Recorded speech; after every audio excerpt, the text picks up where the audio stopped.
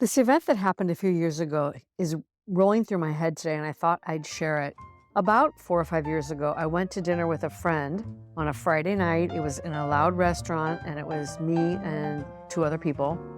And after we ordered, he said, in my home country, which is Iran, when someone passes, we share stories and photographs of their life. And sure enough, he pulled out an envelope and started showing us all of these photos of his mother from when she was a baby up until much later in life.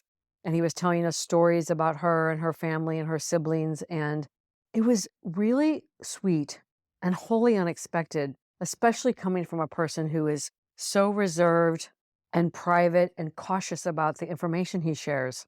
It was a really special thing to bear witness to and partake in. If any of you listened to episode 12, it was called Letters to Peter Part 2 and Brief Thoughts on Grief.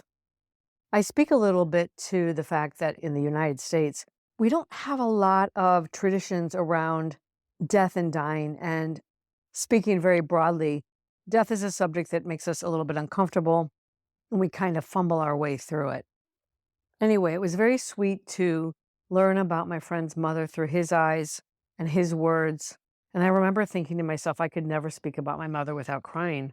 But that was some years ago. And today I'd like to tell you a little bit about my mother because today is February 22nd, 2023, and she would have been 94 years old today. I've made reference to my mother before. She was very, very sweet and was second fiddle to my father. My father had this big, gregarious personality, and my mother was the lead supporting actress in what was largely his show. Don't take me wrong, she had her own personality, but she was more demure and didn't want to take up too much space. Her name was Anna Mae Klein. She was Anna Mae Mustang, and she was called Penny all of her life. And then in her 40s, she took her real name, Anna Mae. She was the youngest of 7 children, and she was raised by her aunts. And growing up, I knew her mother and father. It was talked about that she was raised by her aunts, but no one dug into the why behind that. I think it was partly poverty and partly mental health related issues with her mother. I suspect she was not a wanted child given their financial circumstances. They were farmers.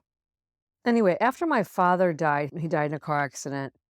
My mother was incredibly graceful at the end of her life. As much as she didn't want to be fussed over, I think she understood that given the shocking and unexpected circumstances of our father's loss, we needed to heal by taking care of her. I'm the youngest of 4, by the way. So there were all 4 of us in Montana looking after our mother. And it was a very sweet ending full of laughter and stories and quality time together.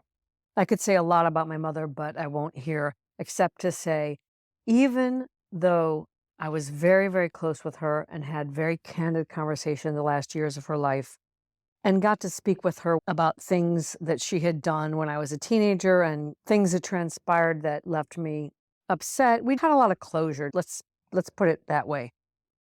But interestingly, I never thought to ask her the questions about what happened to her as a child and why she was raised by her aunts.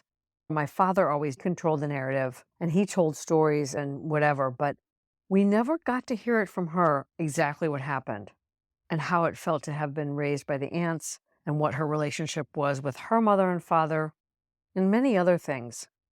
So I think I'm sharing this to remind those of you who still have your parents. I know it can be hard, especially if your parents are ailing or perhaps you don't have a great relationship with one or the other. It's really good to ask questions, to think through the things you never asked. It can be a doorway to really great conversation. My doorway to great conversation was really about therapy. I was in therapy at the time for the first time, really, after my father died. And the conversations I was having in therapy were so rich and so interesting. I would bring that and tell her what I was talking to my therapist about. And it was a real catalyst for quality conversation with my mother. But like I said, I forgot to ask her some of the most basic questions. I want to end with this little story. My friend Sarah was telling me that her sister was visiting from Berlin and they had lunch with their mother. So it was the 2 girls and their mother. And they read a daily offering from the Mark Nepo book called The Book of Awakening. And my friend Sarah used that as a portal to quality conversation and connection with her mother. You know, old people can get really grumpy and they're always very set in their ways, trying to control their environment. And it can be really difficult to have quality conversation and to get into that heart space. I'll end by saying that even the biggest curmudgeons tend to soften at the end of life. And if you can show up with the courage or some creative way to have a quality conversation, it can be so incredibly satisfying. For those of you lucky enough to have one or both of your parents, I strongly encourage you to make the very most out of the opportunity to get questions answered, to connect through touch, and to do anything you can to get into that heart space with your parents. Because trust me, when they're no longer here, it really stinks. I'm going to leave it at that. That's all for now. Until next time, from my heart to yours.